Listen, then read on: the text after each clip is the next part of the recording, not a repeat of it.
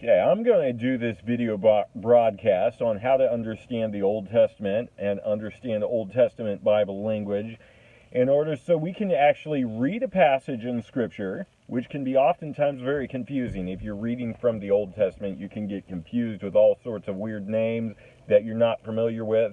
And if you don't really read through the book of Genesis first, you could easily get confused with what it's talking about.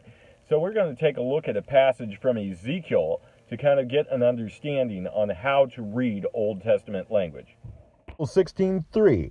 This is what the sovereign Lord says to Jerusalem. Your ancestry and birth were in the land of the Canaanites. Your father was an Amorite and your mother was a Hittite. So here we have a little diagram showing that originally Abraham was originally an ancestor of the Amorites, and Sarah, his wife, was an ancestor of the Hittites.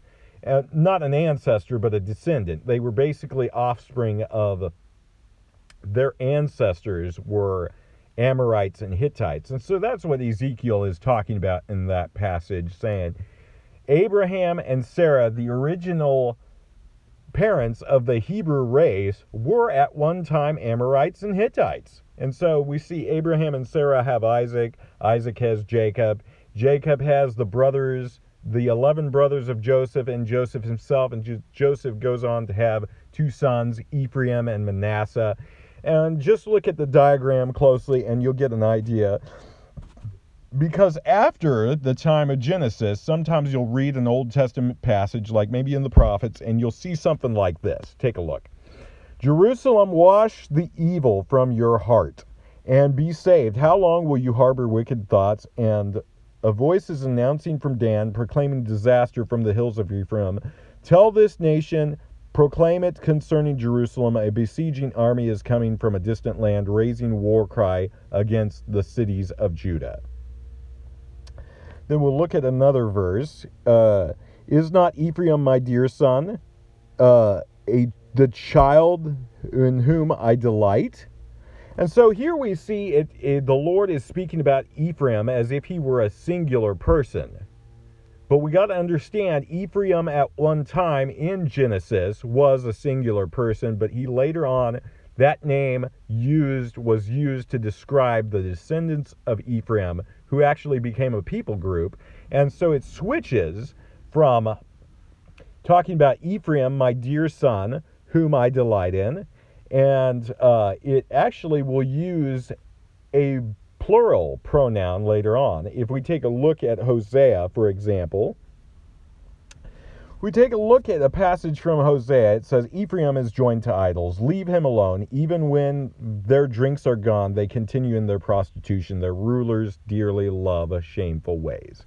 So Ephraim is first referred to as the singular pronoun, leave him alone.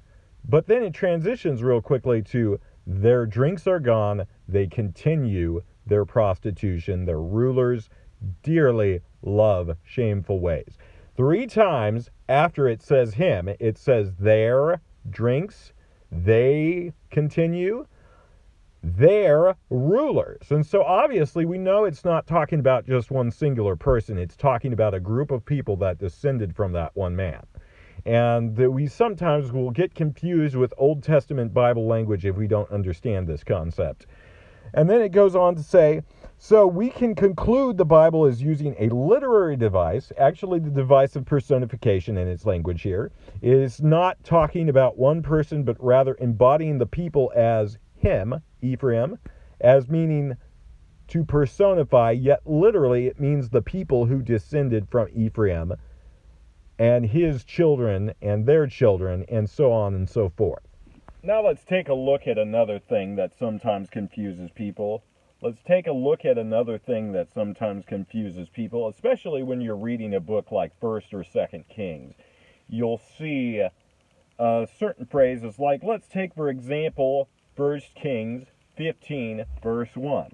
It says, in the 18th year of the reign of Jeroboam, son of Nebat, Abijah became king of Judah. Now, if you don't know who Jeroboam is or what's going on in this story, you're going to likely get confused with the weird names, and you're probably going to say, So there's two kings, or no, there's not two kings ruling in one area. There was two separate kingdoms that split after the time of Solomon. And so we see when Solomon died, the kingdom of Judah split from the remainder of the kingdom of Israel. So the northern kingdom made up like around 10 tribes, and Judah, one tribe, broke away. Each tribe from the original descendants of Jacob's 12 sons got a special allotted amount of land